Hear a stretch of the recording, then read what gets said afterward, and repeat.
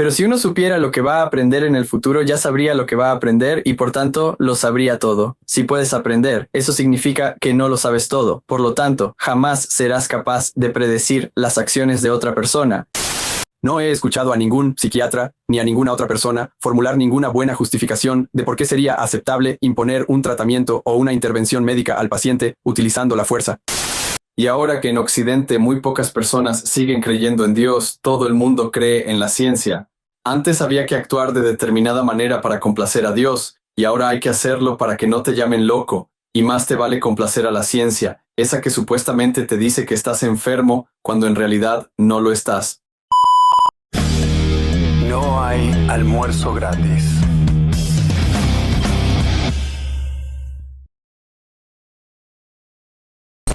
Hola, hola gente, bienvenidos a un nuevo episodio de No hay almuerzo gratis. Les voy a contar por qué invité a este muchacho que ven ahí. Primero, una breve intro. El doctor Marnik Minelli es médico colegiado en Bélgica, es propietario del hotel de Notary en Brujas, Bélgica, el primer hotel de lujo del mundo cuyas suites llevan el nombre, escuchan bien, de personas que han hecho una contribución destacada a las causas de la libertad económica, personal y política. Por ejemplo, la habitación número 11 lleva el nombre del doctor Thomas Szasz. Yo la primera vez que lo escuché hablar a él fue en una entrevista que le hizo Seba para el canal que él tiene en YouTube y la verdad que me voló la cabeza. Antes ya me había volado la cabeza, nos había volado la cabeza la obra de Thomas Szasz.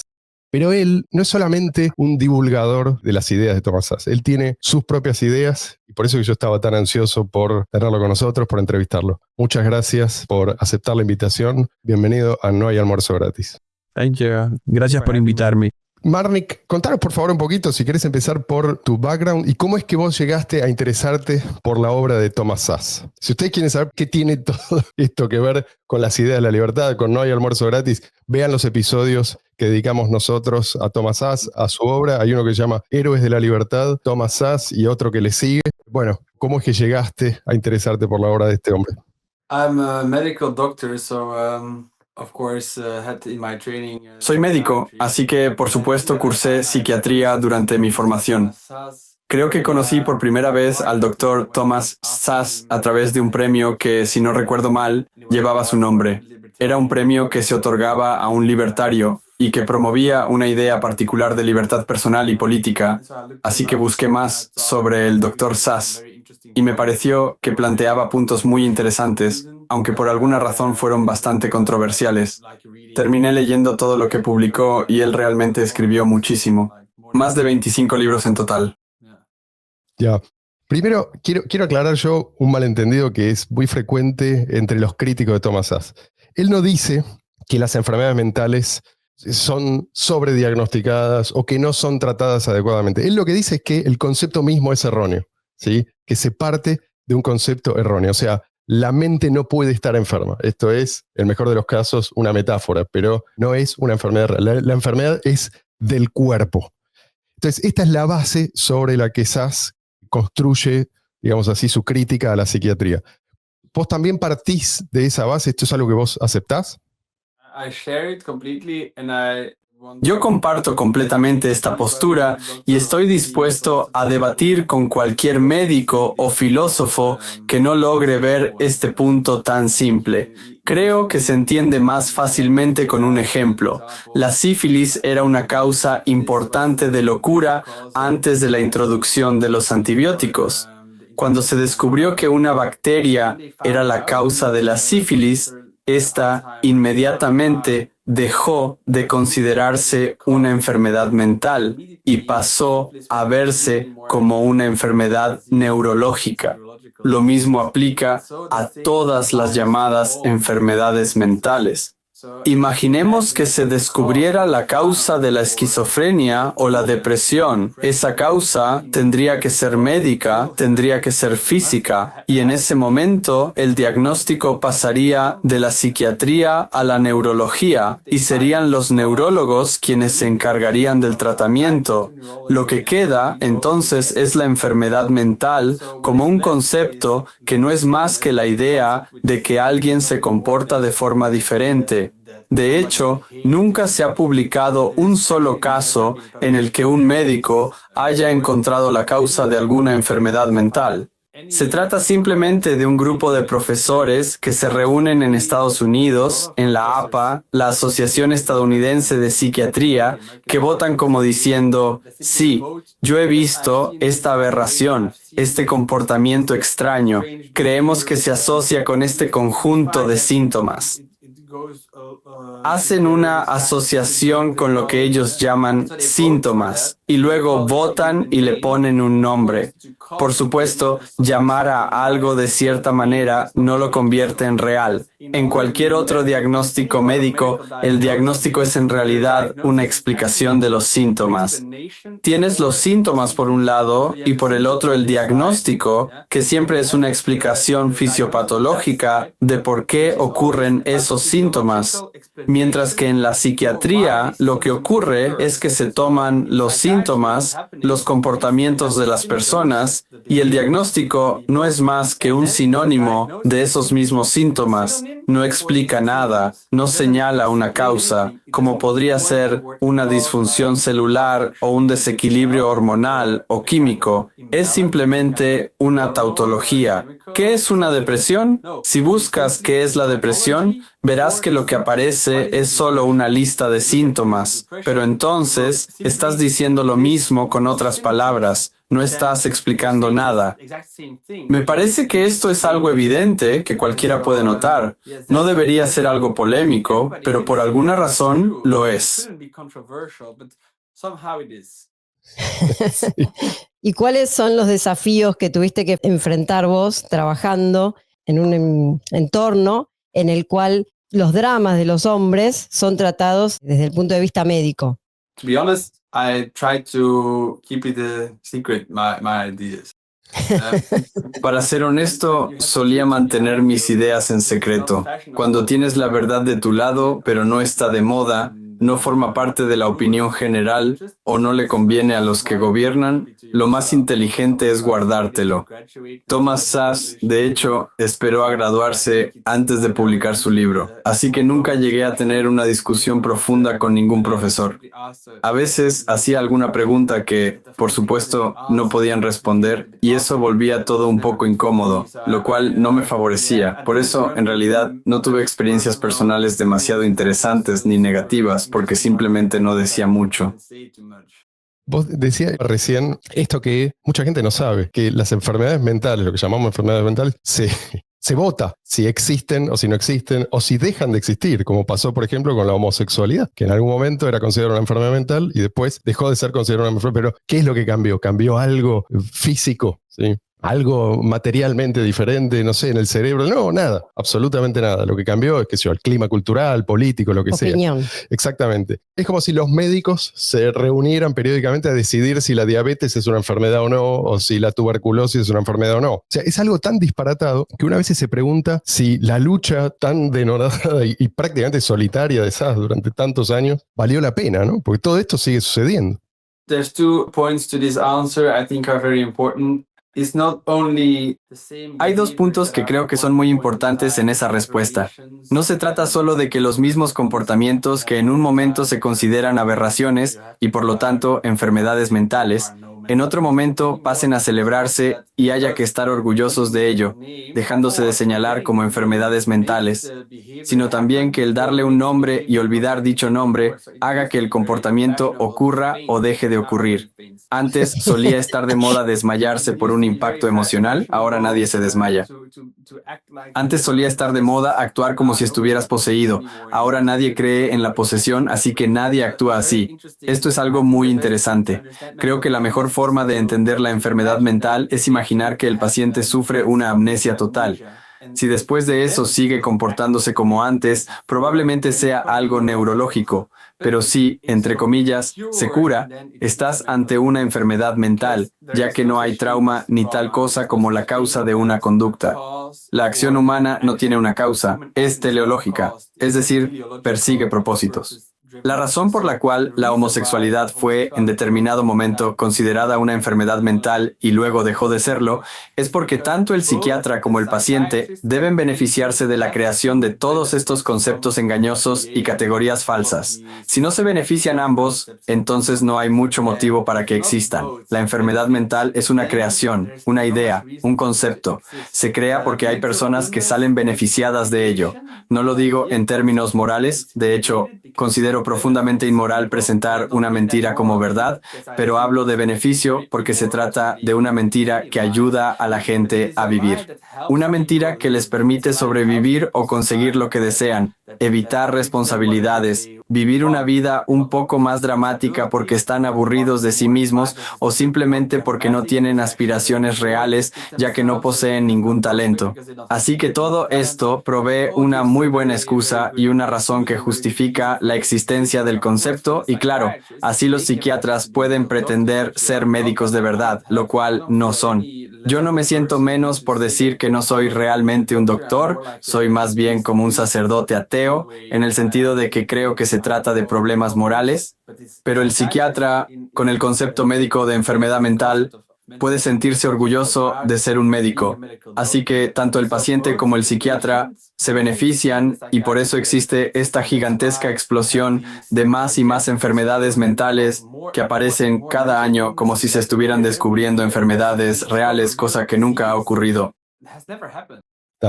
Yo diría que los beneficiarios de la medicalización, perdón, Seba, termino con esto, son muchos, no son solamente, como bien dice él, los psiquiatras, que obviamente sí, el establishment psiquiátrico, por así llamarlo, sí se beneficia, hay prestigio, hay autoridad, hay congresos pagos, todo este tipo de cosas también. Por otro lado, él menciona a las supuestas víctimas, ¿sí? A los que abrazan la etiqueta de enfermo, les viene bien por alguna razón, pero también están los victimarios, que quizás gracias a este mito de la enfermedad mental pueden desviar la atención etiquetando a sus víctimas, sobre todo cuando las víctimas son niños, ¿no? O sea, te traigo a este enfermo, arréglamelo, en lugar de, a ver, che, ¿qué pasó? ¿Por qué este chico se comporta de esa manera, ¿no? Entonces digo yo, ¿no es algo, de vuelta, demasiado enraizado a estas alturas? Tratar de convencer a la gente de que no es correcto pensar en términos de salud mental. No es como atacar una religión. Digo, por ahí tenés razón, pero al final es, en general, inútil.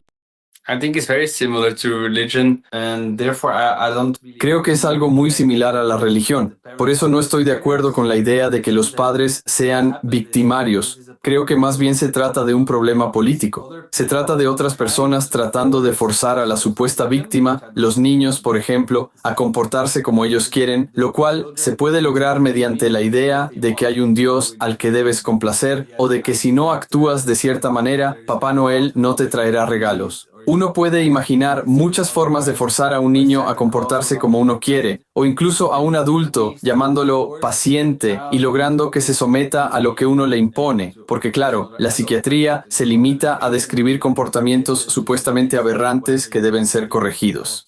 Pero no estoy de acuerdo con la idea de que se trate de víctimas y victimarios. Es decir, parcialmente sí, pero tampoco creo que la psiquiatría sea mucho peor que el discurso sobre Papá Noel.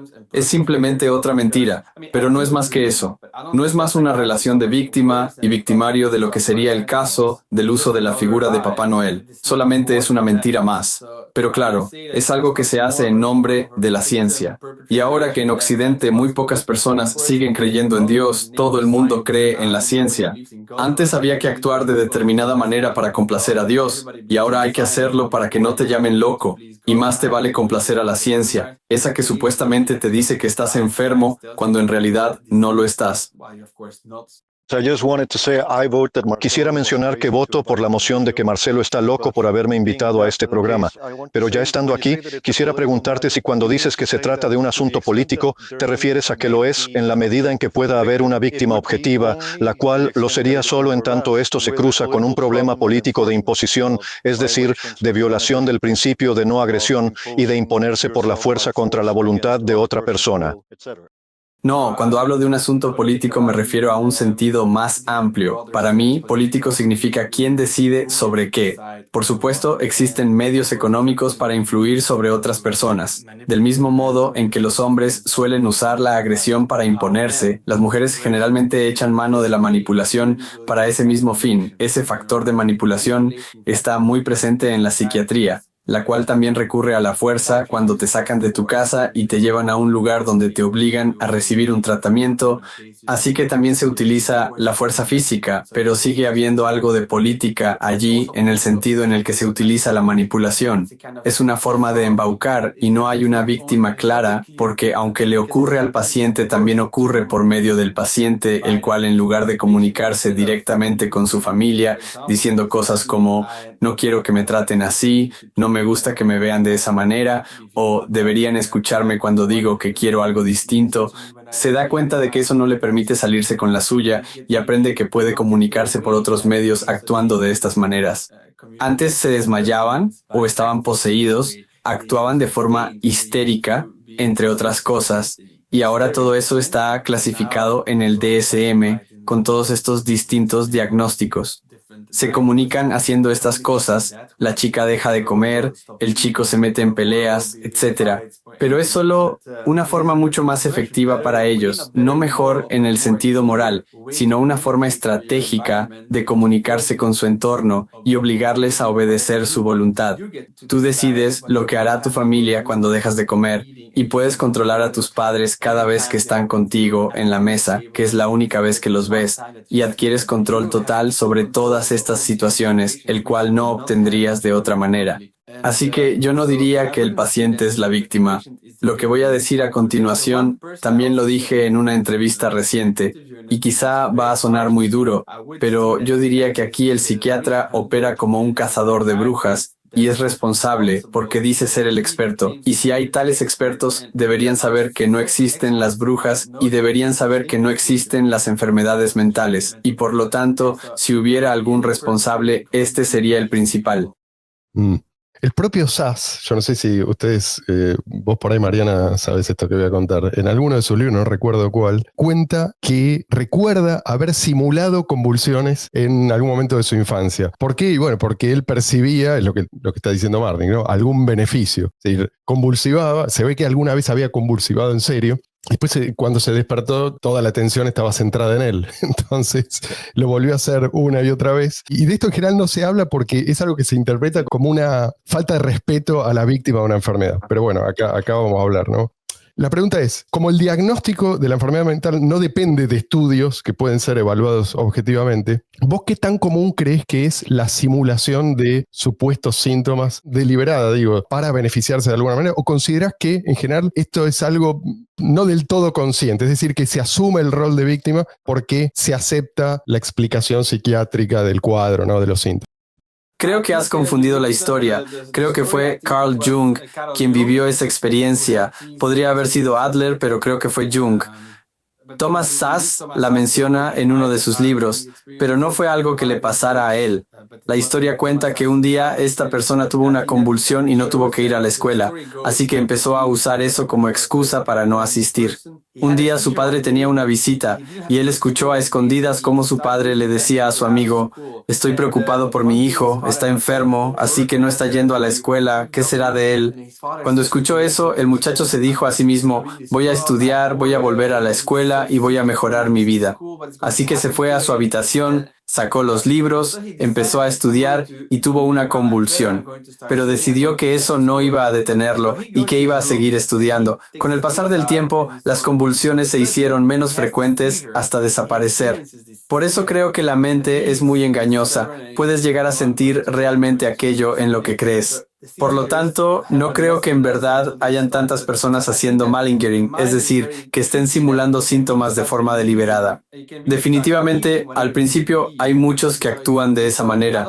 Es como cuando comienzas a fumar y actúas como si te gustara hacerlo y todo parece genial, pero al cabo de un año te has vuelto, entre comillas, adicto al cigarrillo.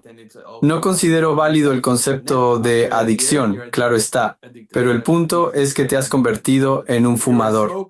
Al principio simplemente asumes un papel de forma consciente, lo que se catalogaría como malingering, de modo que todo comienza con simulaciones, pero cuando el caso llega al psiquiatra, probablemente ya no se trate de una acción deliberada.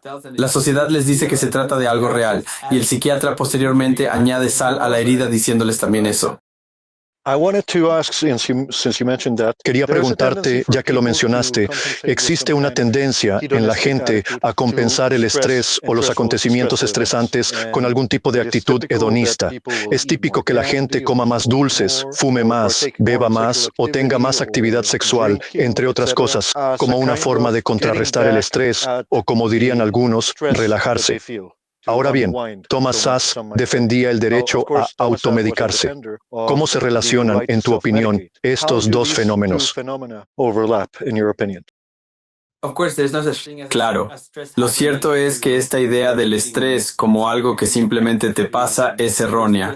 El estrés es una creación activa. Tú participas en su creación. Uno se estresa por algo específico y lo que quiere, naturalmente, es olvidarlo y distraerse.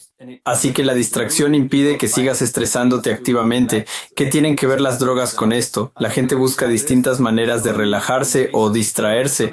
No estoy seguro de entender del todo la pregunta. ¿Hasta qué punto crees que el derecho a automedicarse, como defendía Szasz, es compatible con llevar una buena vida, especialmente cuando se trata de hábitos que, por ejemplo, pueden ser malos para la salud fisiológica de una persona, como el fumar tabaco?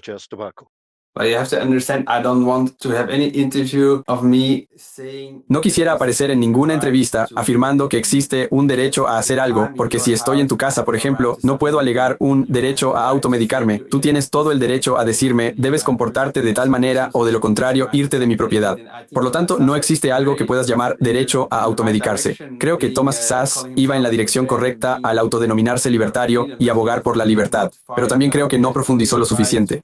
Lo que existe es el derecho a la propiedad, es decir, existe únicamente el derecho a disponer de aquello que te pertenece y en consecuencia puedes hacer lo que quieras con tus cosas. Yo no concibo ni abogaría por tal cosa como un derecho a automedicarse. La verdadera pregunta que creo que hay que hacer es, ¿quién tiene el derecho de impedirle a alguien aquello que ha decidido hacer o que por otro lado ha decidido no hacer con su propiedad y cuerpo? Siempre que al hacerlo esa persona no esté violando los derechos de otros, ni violentando la propiedad ajena, ni impidiendo a otros hacer lo que quieren hacer o dejar de hacer con sus cosas, ¿quién tiene derecho a impedírselo?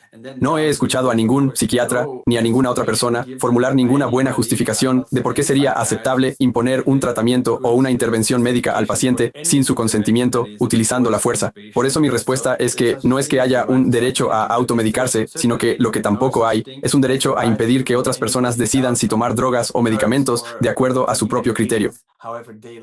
Otra noción que Szasz desafiaba es esta de que si hay sufrimiento, entonces necesariamente hay enfermedad, ¿no? Pareciera que no se puede concebir el sufrimiento simplemente como como experiencia humana aceptable, ¿no? Y en esto quizás algo tenga que ver lo que llaman la muerte de Dios, ¿no? O sea, no se le encuentra sentido al sufrimiento en ausencia de Dios. Y esto llevó, probablemente digo yo, a muchos al nihilismo, a un estado como de anemia vital que se busca curar de alguna manera. La pregunta es, ¿acaso el problema es que no tenemos palabras para referirnos a esto, a lo espiritual? O sea, las hemos perdido y por lo tanto estamos buscando soluciones como en una caja de herramientas equivocada.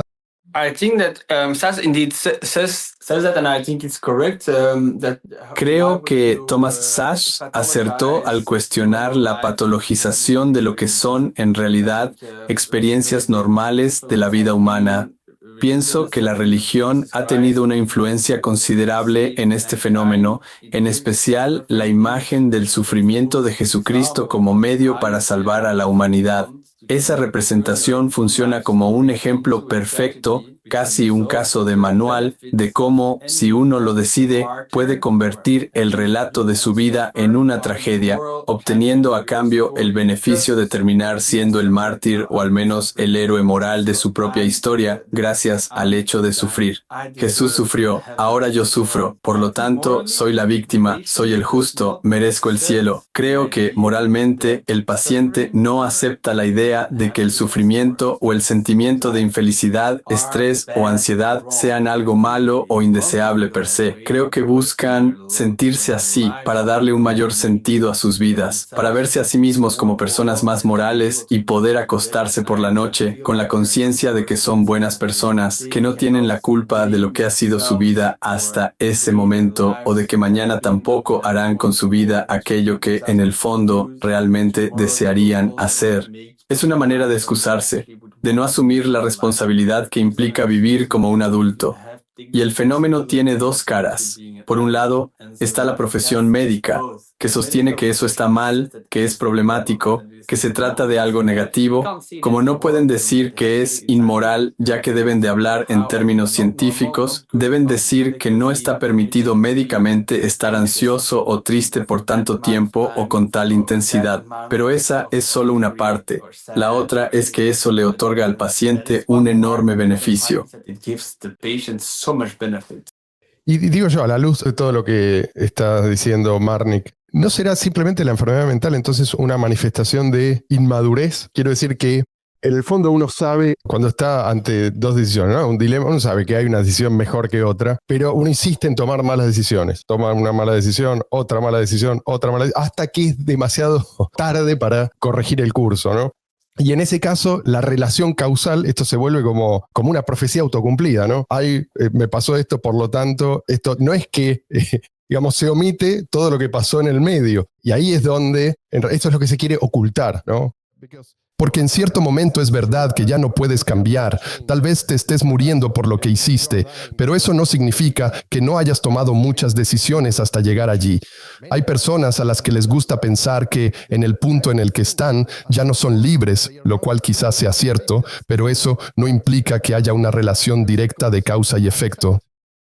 Creo que eso es completamente cierto. No he publicado esto aún y creo que debería hacerlo. Y es que epistemológicamente la psiquiatría y la psicología caen en la misma categoría que la economía y las matemáticas. Es decir, nadie sale a comprobar empíricamente si 2 más 2 es igual a 4, porque eso es algo que se asume que es cierto. Lo mismo ocurre con la economía. Todos sus principios se derivan del axioma de la acción humana. Yo actúo. ¿Qué significa actuar? Significa que tienes un propósito y empleas los medios que consideras adecuados para alcanzarlo. Por eso, tanto la psicología como la psiquiatría no pueden practicarse como las ciencias empíricas, donde un efecto tiene una causa que puede aislarse e identificarse. Los seres humanos no están causalmente determinados, y aun si lo estuvieran, sería imposible que otros lograran descubrir el mecanismo detrás. Hans Hermann Hoppe ha señalado esto mismo, que los humanos son capaces de aprender, y si uno tuviera que predecir las acciones de un ser que aprende, tendría que predecir incluso lo que aprenderá en el futuro. Pero si uno supiera lo que va a aprender en el futuro, ya sabría lo que va a aprender y por tanto lo sabría todo. Y ahí termina todo. Uno puede incluso hacerse la pregunta, ¿puede Dios aprender? No, no puede aprender porque ya lo sabe todo. Y si lo sabes todo, no puedes aprender. Por el contrario, si puedes aprender, eso significa que no lo sabes todo. Por lo tanto, jamás serás capaz de predecir las acciones de otra persona, lo cual es justamente la forma incorrecta de abordar el asunto. En las ciencias empíricas, uno debe explicar por qué ocurrió un determinado efecto, señalando su causa.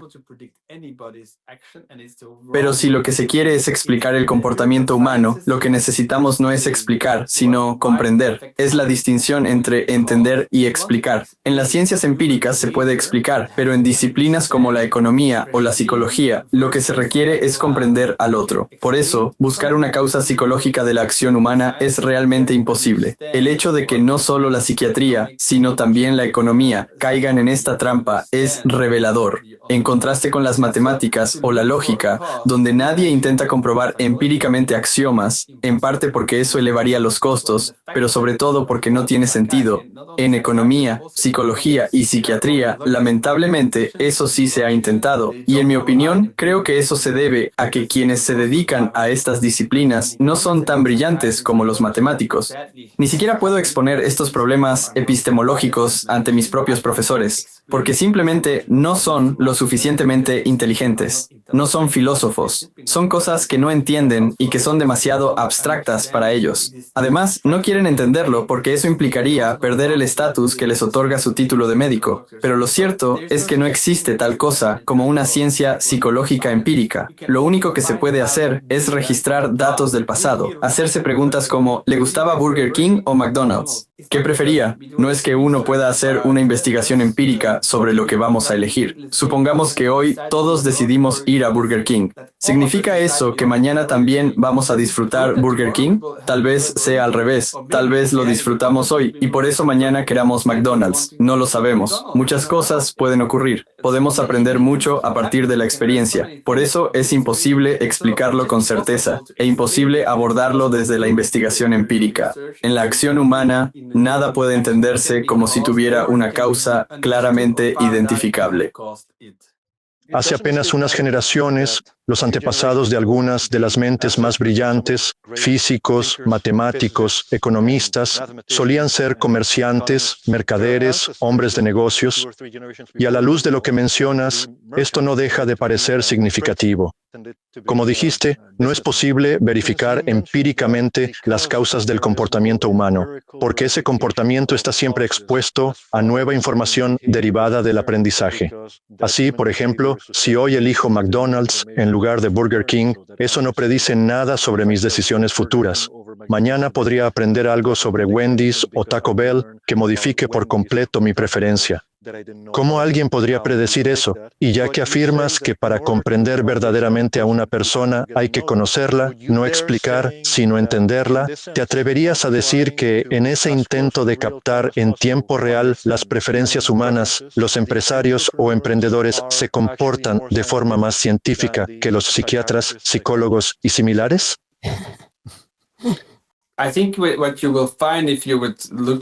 Creo que lo que probablemente encontrarás al analizar la función empresarial es que, como mínimo, está asociada a cierto tipo de inteligencia. No creo que para entender a otra persona tengas que conocerla. También tienes que tener inspiración y eso requiere ciertos datos. Pero lo cierto es que para entender a otra persona tienes que entenderte y conocerte a ti mismo. Porque si eres incapaz de imaginar la perspectiva de la otra persona, asumirías los mismos medios y fines que escoges y por tanto tomarías decisiones distintas a las que tomaría esa persona. Así que tienes que imaginar y tratar de entender a ese otro, es decir, ¿por qué esta persona escogió, con los medios y fines que tiene, una acción distinta? Solamente cuando puedes decir, vaya, ahora entiendo tu razonamiento y ya veo por qué decidiste hacer eso, es que realmente logras ponerte en el lugar del otro y ver que tú habrías hecho lo mismo. Si no puedes hacer eso, si en verdad eres incapaz de adoptar la perspectiva de la otra persona, entonces no puedes comprenderla. Por eso creo que para entender a otra persona, primero tienes que conocerte y entenderte a ti mismo. Y a veces simplemente no puedes entender al otro. En esos casos, no creo que ningún tipo de investigación empírica o conjunto de datos pueda ayudarte a ser mejor psicólogo, mejor psiquiatra o a ayudar mejor al prójimo. Por ejemplo, si tienes delante a una persona y resulta que el 80% de la gente en esa situación escoge A y solo el 20% escoge B, no sabes si esa persona será de los que escoge una cosa o la otra. Solo si tú mismo eres de los que escoge B, podrías ponerte de verdad en los zapatos de alguien que también escogería B. Por eso creo que es mucho más educativo leer literatura o ver cine dramático, buen cine, con tramas sólidas, emociones genuinas y experiencias humanas, que memorizar el DSM. Creo que eso le enseña mucho más a un psicólogo o psiquiatra que cualquier manual técnico. No sé si vos querías preguntar algo, Marian. Sí. ¿Qué le recomendarías a un estudiante de psicología que quiere explorar la obra de Sass? Y además, también, ¿qué le recomendarías a la gente? ¿Qué es lo más importante que te gustaría que las personas se llevaran de las ideas de Sass? Creo que su mejor libro es El mito de la enfermedad mental. Es donde condensa de forma más clara todo lo que quería decir. Si ese no te convence, entonces lee todos los demás. Porque como dije antes, sé que mucha gente no va a querer aceptar esto, porque afectaría su reputación. ¿Te imaginas que un cazador de brujas tenga que admitir que pasó 30 años persiguiendo algo que no existe? Eso es lo que es tan trágico sobre esto. Sin embargo, no creo que por hacerlo pierdas estatus. Definitivamente tienes que pensar, ¿qué dirá la gente sobre ti dentro de 200 años?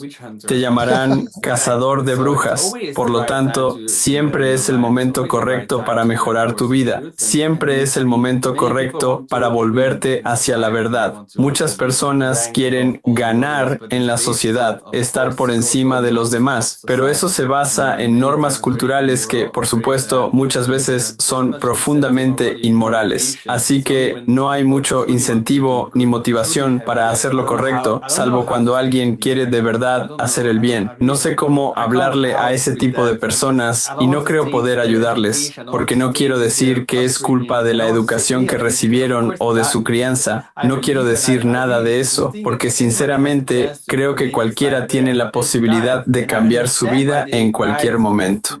Y entiendo que algunos prefieran mantenerse en la cima antes que hacer el bien, pero tienen la potestad de cambiar y les pido encarecidamente que lo hagan, porque a menos que nuestro mundo termine destruido por un conflicto nuclear iniciado por algún presidente, estoy realmente seguro de que llegará un día futuro en el que algunos serán recordados como héroes y otros como cazadores de brujas. Sí, eso, me encantaría cerrar con ese comentario, pero tengo una pregunta más. Por lo menos de mi parte va a ser la última. No sé, vos, Eva, vos, Marian. El doctor Thomas Szasz, él ejercía la psiquiatría, ¿sí? Aún sin considerarla una disciplina científica, él no se oponía simplemente al diálogo, ¿sí? Él decía, la terapia es diálogo. No se oponía tampoco al uso de fármacos, ¿sí? Es decir, al uso me refiero no a la imposición, ¿no? Obviamente a la sugerencia de usar tal o cual fármaco. Solamente él se oponía a la coacción. Y hay una visión moral detrás de esto, que presupone el libre albedrío y además lo respeta. Esta sería, podríamos encapsular tu postura de esta manera. I have to correct you. Thomas Szasz never said that he is... Hay algo en lo que tengo que corregirte. Thomas Szasz nunca dijo estar a favor de los medicamentos siempre que su uso fuera voluntario. Lo que dijo fue que la gente puede usarlos y que tiene el derecho a decidir usarlos, pero que él nunca le recetaría medicamentos a nadie, ni siquiera si se lo pidieran. Yo tampoco propondría ni aconsejaría hacer tal cosa, porque creo que sinceramente es inmoral. Pero tampoco estoy en el grupo de quienes simplemente dicen no deberíamos tratar a esa gente forzosamente, ni deberíamos medicarlos y tampoco deberíamos usar tal o cual método. Por supuesto que me opongo a usar la fuerza y no le haría tales cosas a nadie. De hecho, abogo en contra del uso de la fuerza. Pero la mía es una postura completamente distinta a la de los que dicen algo como, hey, tal vez deberíamos salvar el alma de estas brujas con otra metodología. En vez de meterlas bajo el agua durante 30 segundos o un minuto, deberíamos limitarnos a 20 segundos o usar agua tibia cuando los sumerjamos. No, esa no es la postura que quiero adoptar porque es errónea. Lo que hay que decir es que no hay prueba científica ni filosófica de que exista tal cosa como la enfermedad mental. Son conceptos vagos, categorías artificiales, simples colecciones de comportamientos socialmente indeseables y nada más. La gente puede venir a hablarme de lo que sea, pero yo no lo llamaría terapia ni les recetaría medicamentos. Definitivamente yo no llamaría a eso medicar. Hay quienes lo llaman terapeutizar. No, no es nada de eso. Estoy seguro de que si estás triste por alguna razón, puedes tomarte algo que te haga sentir mejor, pero esto no es terapia. El hecho de que puedas modificar el comportamiento con drogas, algo sabido desde hace miles de años, no lo convierte en tratamiento médico. Por eso no me ocuparía de esas cosas. Tal vez pueda decir que, a grosso modo, acepto la terapia de diálogo de Sass. Creo que era muy estricta y ese componente estricto puede que haya tenido una cierta tendencia a la manipulación, pero en términos generales concuerdo con su visión sobre la terapia de diálogo. Quisiera aclarar que no afirmé que él recetara el uso de dichas drogas. Lo que quise decir es que consideraba legítimo, o al menos no consideraba inmoral, sugerir su uso. Sí, la gente puede hacer con su cuerpo y su propiedad lo que quiera. Voy a ir cerrando porque se está escuchando muy mal y no parece mejorar espontáneamente, así que simplemente quiero agradecerte muchísimo, Marnik, esto fue muy instructivo, la verdad que fue un verdadero viaje intelectual. No sé si querés decir algo o alguno de ustedes tiene algo más para añadir. I would like to say something about life improvement.